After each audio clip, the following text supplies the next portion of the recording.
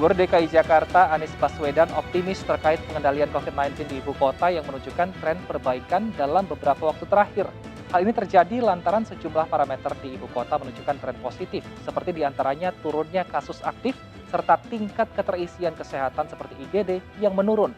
Namun masyarakat diminta tidak lengah, apalagi saat ini pemerintah masih menerapkan PPKM level 4. Bersama saya Wilson Purba, kita akan berbincang lebih jauh terkait DKI menuju bebas PPKM. Sebelum kami hadirkan perbincangannya ke hadapan Anda, terlebih dahulu kami akan menyampaikan rangkaian informasi yang terjadi sepanjang hari ini.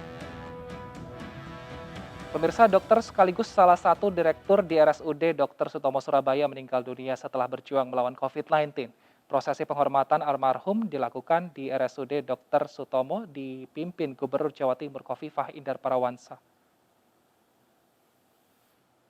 Seluruh pegawai, pimpinan, dan rekan seprofesi memberikan penghormatan terakhir saat ambulans yang membawa jenazah Profesor Dr. Hendrian Dwi Koloso Subakjo di halaman RSUD Dr. Sutomo Surabaya. Gubernur Jawa Timur Khofifah Indar Parawansa turut melepas keberangkatan jenazah Direktur Penunjang Medik RSUD Dr. Sutomo Surabaya. Dokter spesialis mata onkologi ini meninggal dunia setelah berjuang melawan COVID-19 setelah menjalani perawatan selama 1 bulan. Prof. Herdian Dwi Koloso Subakjo sempat menginisiasi penambahan ruang pelayanan COVID-19 di RSUD Dr. Sutomo.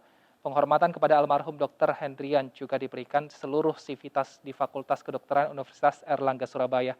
Bahkan seluruh sivitas FK Unair juga menggelar sholat jenazah dengan prosedur COVID-19.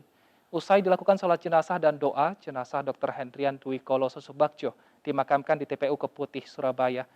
Data dari Ikatan Dokter Indonesia (IDI) Jawa Timur mencatat sebanyak 130 dokter meninggal dunia akibat terpapar COVID-19.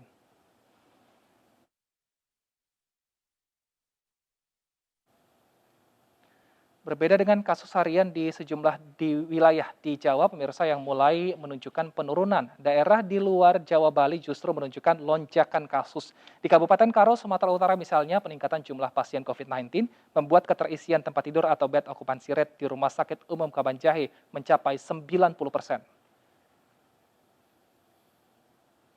Di saat penerapan PPKM level 4 sukses menurunkan kasus COVID-19 di sejumlah wilayah di Jawa dan Bali, nyatanya beberapa daerah di luar Jawa Bali justru kewalahan menghadapi lonjakan kasus.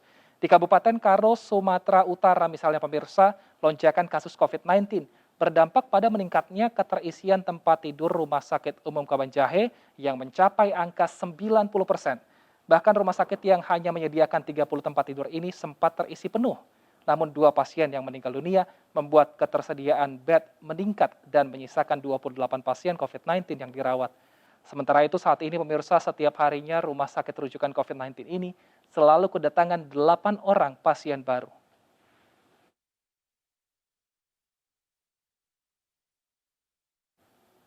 Pemirsa, perbincangan masih akan kami lanjutkan di segmen kedua dengan sejumlah narasumber. Tetaplah bersama kami.